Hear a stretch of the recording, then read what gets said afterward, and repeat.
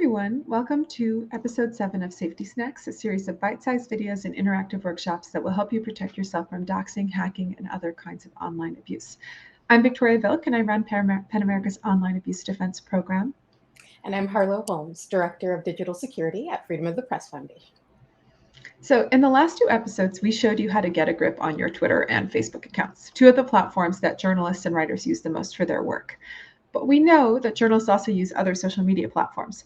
Photojournalists and multimedia journalists in particular use Instagram, and most working professionals nowadays use LinkedIn. And yet, even though LinkedIn is so ubiquitous, nearly all of us forget to think about our privacy settings on there.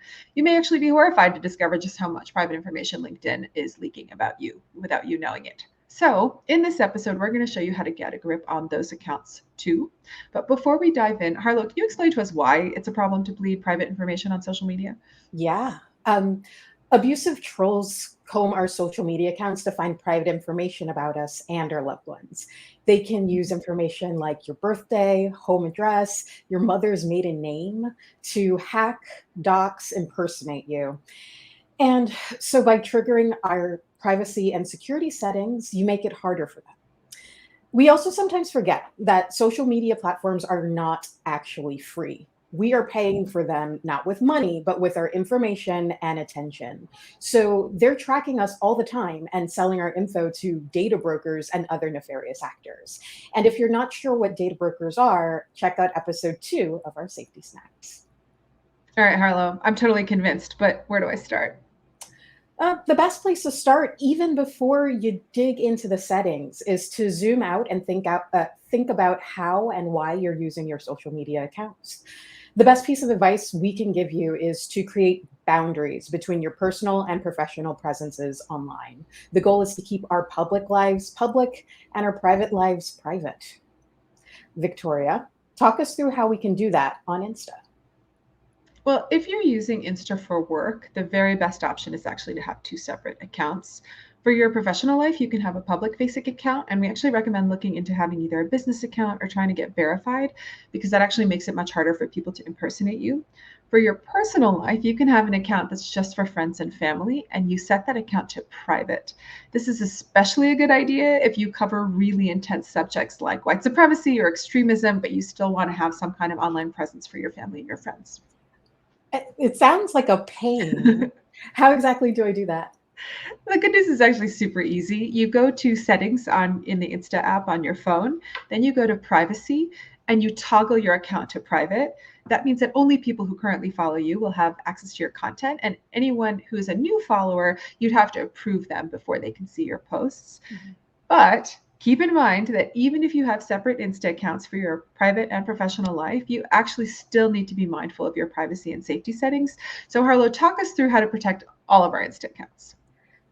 Let's back up to the first steps you always want to take when securing any online account, which is to have secure login to prevent hacking. Make sure you have a long, complicated, and unique password, and also be sure to set up two-factor authentication or 2FA. And if you have no idea on earth what we're talking about or want guidance about the best way to do this, make sure you check out episode 3 of our Safety Snacks. Now, let's see where you're logged in. I mean, how many times have each and every one of us logged into Insta on random devices, like while visiting family or friends or while traveling, and forgotten about it? This is the time to check. Click the menu button on the top right, then go to settings, then security, and then login activity. If you're logged in on devices that you no longer use or from places that you aren't actually located in, click this wasn't me. Go ahead and pause here if you need a moment. It's also good to check what apps and websites are linked to your account. If a random app is connected to your account and it's not trustworthy or secure, it can make you vulnerable to abuse. So scroll down a bit, click on apps and websites, and make sure to remove all the apps and websites that are linked to your Insta account that you don't recognize, trust, or need. Okay, again, go ahead and pause here if you need it. So another important set of settings to review is tagging and mentions, which abusive trolls can use to come after you. For tagging, go to settings, then privacy, then posts, and decide who to allow tags from. we recommend you select people you follow, and you also want to enable manually approved tags. For mentions, you're still in that privacy part of your settings, but you click on mentions, decide who you want to allow mentions from. Here, limit this as much as you can. In addition to tags and mentions, you might actually want to adjust who you receive direct messages from. You're still in settings, you're still in privacy. This time you click on messages. And again, we recommend limiting that as much as possible. While you're in messages, you might also want to limit who can add you to groups. Oh, why groups? Well, so abusive trolls can actually add you to groups to harass you or to make it easier for a bunch of other people to harass you as part of a coordinated harassment campaign. And if you find yourself on the receiving end of a cyber mob, you might want to enable a feature called limits, which helps temporarily limit unwanted interactions. Go to settings, then privacy, and click on limits. And you can easily toggle that on and off anytime you need it. And finally, for our last Insta tip, you want to stop the platform from automatically syncing all of your contacts. You don't want Instagram to know absolutely everyone in your phone. This can put your sources at risk and expose your loved ones to tracking and harassment too. So go ahead and go to settings, then account, and then contact syncing, where you can turn off connect contacts.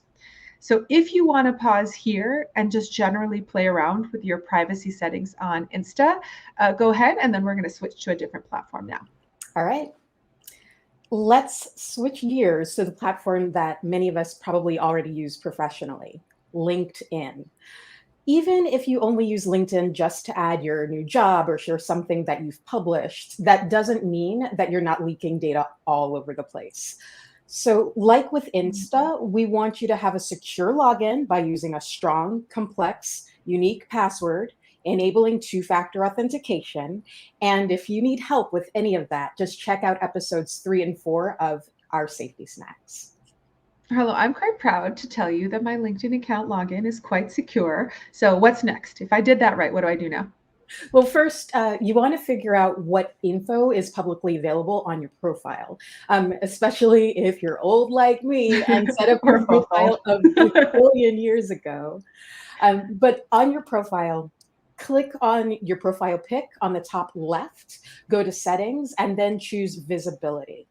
Click edit your public profile, where you can see your public facing LinkedIn profile. Make sure that you're comfortable with everything that's on there and remove as much private, sensitive, or unnecessary info as possible. Feel free to pause here while you do that. Now, if you're a journalist and you use LinkedIn, you might want to be extra careful about connecting with sensitive sources on that platform because it could actually be visible to other people. People can even notice when you visit their LinkedIn profile as a visitor. So just keep that in mind. And you definitely want to consider limiting connections visibility. To do that, go to settings, visibility, and then connections, and go ahead and limit that to the extent that you're comfortable. What else? What about the other things that are visible that you might want to protect? So you can actually control who can see your email address on your LinkedIn profile, and we recommend reducing the visibility of your email on LinkedIn too. Under settings, go to visibility, then go to who can see or download your email address, where you can choose between your direct connections, which are your first degree connections, or connections of your connections, which they call your second degree connections. Regardless of which settings you select, please, please, please use a public facing email address and not your primary personal email address. So again, feel free to pause here and make sure to secure the visibility of your email. And now let's look at how people can find your profile. Go to profile discovery using email address and phone number. We recommend changing it to first degree connection or first and secondary connections for email, and changing it to nobody for your phone number. The goal here is to make it harder for abusive trolls to connect an identifier like your email or phone number with all of that info that you already have visible on LinkedIn. Depending on how concerned you are about severe online abuse, you may consider reducing the visibility of your last name on your profile. So click on who can see your last name and choose between having your full last name visible or just the first initial showing to everybody. There are a bunch of other useful settings in the visibility section that you might want to take a look at and just adjust as you see fit. So feel free to pause here and play around. Now we're going to figure out what's connected to or syncing with your LinkedIn account. LinkedIn defaults you to syncing your calendar and contacts, which is super creepy, actually. You don't want LinkedIn to basically track all of the people in your phone and all of your appointments. That is too much access for a major corporation, in my opinion. So we recommend turning off calendar syncing and contact syncing. To do that, go to settings, account preferences, and syncing options, and restrict syncing as much as possible. So again, if you want to pause here and do that real quick, that would be good. And finally, if you have connected random apps to your LinkedIn and you're not sure how trustworthy those apps are, you might want to remove the access those apps have. So under account preferences, go to partners and services and revoke any applications linked to your LinkedIn account that you don't need or trust. In our safety snacks, we try to focus on platforms that we know writers and journalists use the most: Twitter, Facebook, Insta, and LinkedIn. But we know you might also use TikTok, Pinterest, YouTube, Reddit, and others. So we strongly encourage you to review the privacy and safety settings on all of your social media accounts. Thank you all so much for watching the 7th episode of Safety Snacks. If you got stuck on anything in this video or you just need some help, we'll be running a live workshop covering all this content on Thursday, July 28th at 12 p.m. ET. Feel free to join us and invite anyone else you think could benefit. And in the 8th and final episode, because I can't believe we're almost at the end of this series, we'll talk about cell phone hygiene and keeping your personal devices secure. Remember, stay safe online and don't forget to grab your next safety snack.